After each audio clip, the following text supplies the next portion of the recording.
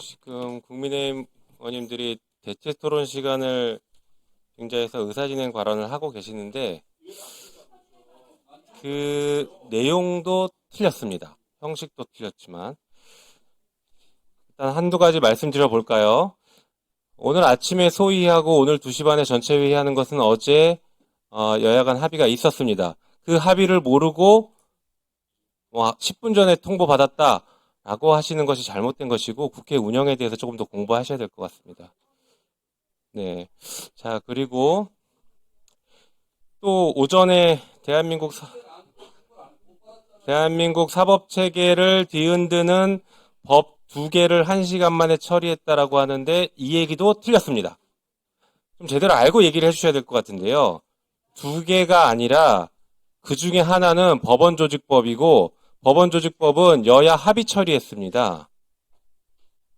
그리고 그 뒤에 1시간 이상 토론을 해서 우리가 그 재판소원에 대한 법을 처리를 했죠. 이 재판소원에 대해서는 잘 아시는 것처럼 오늘 오전에도 얘기가 나왔지만 이미 2013년에 헌법재판소에서 헌법재판소법 개정 의견을 내면서 그 전에도 이미 공론화가 돼 있었지만 그때부터 헌법재판소는 끊임없이 재판소원 도입을 주장을 해왔고 오래된 논의입니다. 학계에서도 아주 오래된 논의고 시민사회에서도 아주 오래된 논의입니다. 그것이 무슨 어제 오늘 갑자기 이게 발생해서 통과시켰다라고 할 것은 아닙니다. 그러면 그동안 이 논의를 모르셨던 것을 반성해야죠. 이게 얼마나 오랫동안 논의됐는데 이제 와서 그런 얘기를 하십니까? 그리고 중요한 걸 또 하나 말씀드리겠습니다. 이게 위헌적이라고요? 재판소원이 위헌적이라고요? 자, 우리 그렇게 주장하시는 의원님들 가서 돌아가서 헌법 공부 처음부터 다시 하십시오. 헌법 교과서 처음부터 다시 읽어보십시오. 대한민국에서 헌법에 대한 해석, 헌법을 최종적으로 유권 해석할 수 있는 기관이 어딥니까? 그거 모르십니까? 헌법재판소예요. 그 헌법재판소가 이 재판소원 합헌이다라고 얼마나 많은 판결을 해봤습니까? 합헌이라고 판결을 이미 많이 했어요. 자, 오늘 오전에도 그렇고 지난번 회의 때도 법원행정처장 역시 헌법에 대한 최종 해석 권한은 헌법재판소가 가지고 있다고 했고 그 헌법재판소에서 합헌이라고 이미 여러 차례 했습니다. 그러면 그것을 따르던지 그게 아니면 그냥 주장 정도로만 할 것이지 이게 무슨 대한민국의 사법체계를 흔든다 그러고 앞에 써붙이고 이게 지금 뭐 하는 겁니까? 돌아가서 헌법책 좀 보시고 헌법 공부 좀 잘 하고 오시기 바랍니다. 이상입니다.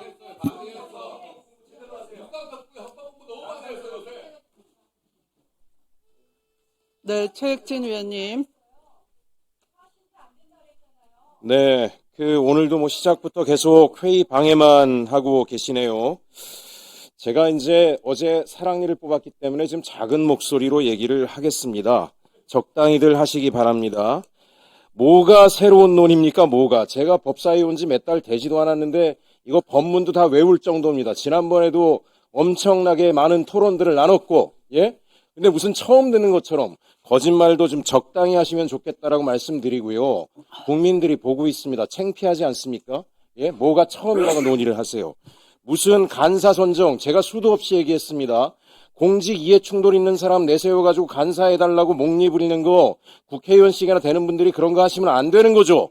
아이들도 보고 있습니다. 아이들도. 예? 법을 좀 지키시면서 이야기를 하세요. 본연의 회의에 집중해 주시기 바랍니다. 대체 토론으로 한두 가지만 질의하겠습니다. 보훈부 차관님. 네. 제가 지난번 상임위에서도 여러 가지 이야기를 했는데 오늘 법안 심의하면 제가 그때 조건부로 얘기했습니다. 보훈부에서 법안 올라올 때 저는 대한민국 보훈정책이 강화돼야 되고 또 더더군다나 민주유공자까지 적극적으로 확대해야 된다라고 수차례 이야기를 드렸습니다. 근데 문제는 전제 조건은 뭐냐면 보훈 전달 체계에 투명성과 안정성이 제고가 돼야 된다. 보훈부 관련해서 특히 한국보훈복지의료공단에서 관련해서는 너무도 많은 민원들이 매일 들어오고 있어요. 얼마 전에도 제가 기자회견을 하지 않았습니까? 근우회, 신천지 산하조직인 근우회가 보훈공단하고 유착관계였다라고 하는 것에 대해서 기자회견까지 했는데 그에 대해서 후속 조치를 어떻게 했는지 이런 얘기들이 아직까지 보고도 안 되고 있습니다. 차관님 지금 굉장히 중차대한 시기라고 생각을 합니다. 우리 보훈 정책을 강화하고 확대하고 국민의 소중한 세금이 들어가려면 전달 체계의 투명성, 비위, 척결, 대통령께서도 말씀하시지 않았습니까? 공직자 중 극소수가 물을 흐린다. 그 극소수 발라내는 게 뭐가 그렇게 어렵습니까? 부당이득 환수금 관련해서도 빨리 조치하세요.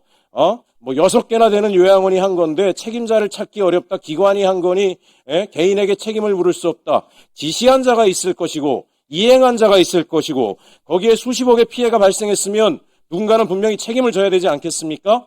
그리고 이런 그 중앙병원 치과병원장 채용비리 사건도 터져나오는데 왜 조치를 안 합니까? 이런 조치 하세요. 적극적으로 차관님이 총대를 메고 적극적으로 빠른 속도로 극소수의 비위 윤석열 정부 때 임명돼가지고 제가 어제 들으니까 핑퐁하고 있답니다. 근호에 대한 책임은 누가 질 거냐? 이사장이 질 거냐? 상임이사가 질 거냐? 어떻게 이재명 정부가 출범한 지 1년이 되도록 이런 일이 반복되고 있습니까? 반드시 조치해 주십시오. 적극적으로 조치하도록 하겠습니다. 또 토론